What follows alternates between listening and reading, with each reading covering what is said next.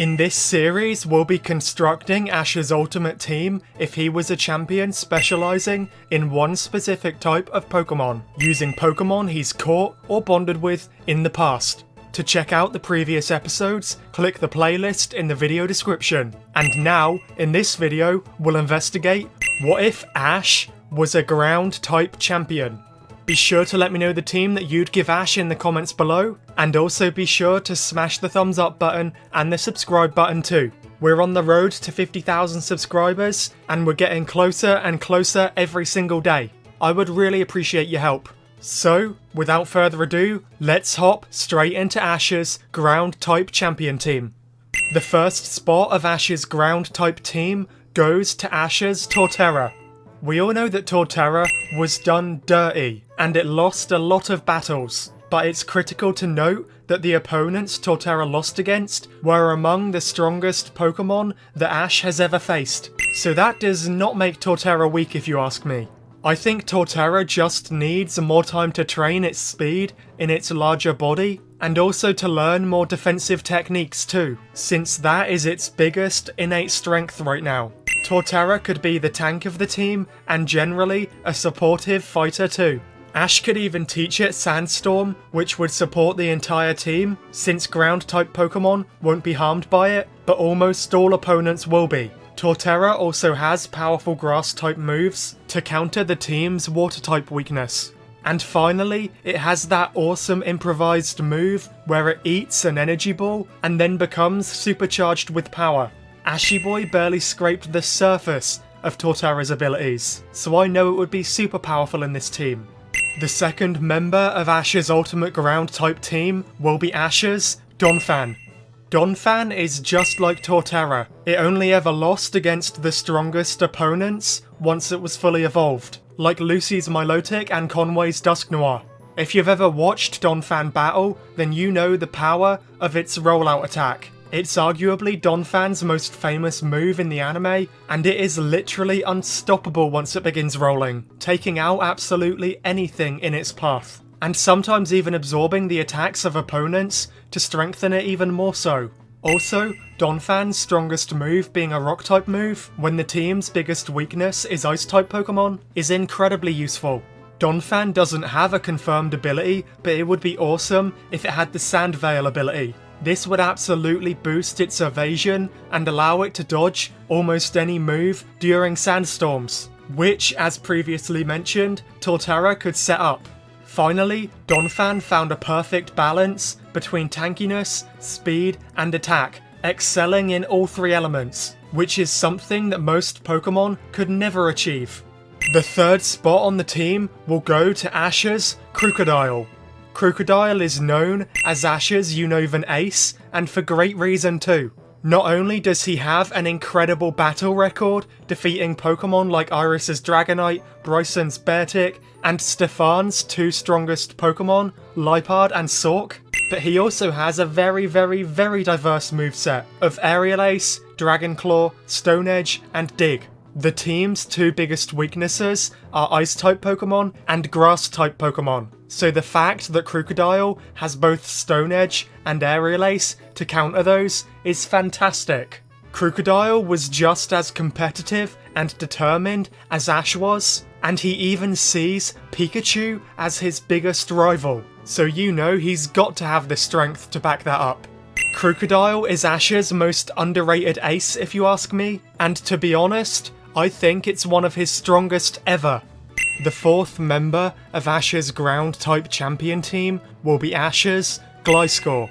We all know that as a Gligar, Gliscor was not the best battler at all. He lost so many battles. But Gliscor literally left the series for like 40 episodes to do specialised training with the Air Battle Master, McCann, to strengthen itself and its flying.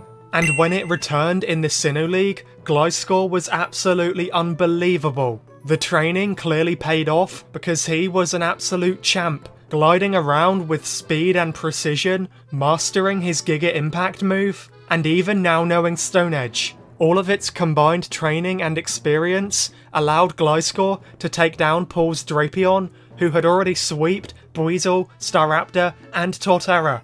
I genuinely believe that Gliscor, after all of his training, is now one of Ash's strongest Pokemon ever, because he went all out in that battle. He also has Fire Fang and Stone Edge to counter the team's biggest weaknesses, Ice types, and also Fire Fang and X-Scissor to counter another huge weakness, Grass type Pokemon. And finally, it's super helpful to have at least one team member who can battle in the sky too, so Gliscor can provide that. He absolutely has the strength to be on this team, but even in some world where he didn't, he has enough personality to be on the team anyway. The 5th member of this team will be Ash's Seismitoad. I kept going back and forth on whether to evolve Ash's Palpitoad or not, but I decided in the end that it should evolve. Palpitoad's speed or small size weren't really factors that it focused on during battles, so being in a larger, tankier body through evolving could only be a positive thing. I genuinely believe that Palpitoad is incredibly underrated as a battler. It's one of the very few Pokemon who bonded with Ash solely based on wanting to fight other Pokemon. It never even appeared in any episodes outside of battle episodes, and that just proves how much of Palpitoad's presence is about battling. Seismitoad's supersonic move is incredibly powerful and allows Seismitoad to confuse opponents and then take complete advantage of it. And its Mud Shot, Hydro Pump and Sludge Wave all provide major damage from a distance too. Palpitoad being a water and ground type Pokemon also reduces the team's vulnerability to ice types and water types, which provides the team with major respite against those Pokemon. And hey, it's possible that Seismitoad could even have the Water Absorb ability, which absorbs water type moves and recovers HP using them. So that could be super helpful to send Seismitoad out against any water type opponents. And finally, if you need any more persuading, Palpitoad actually one-shotted a Pokemon owned by the 2nd place competitor of the Unova League. So Palpatine is one strong fella, and probably even stronger once he's evolved. The 6th and final member of Ash's ground-type champion team will be Ash's Mega Garchomp.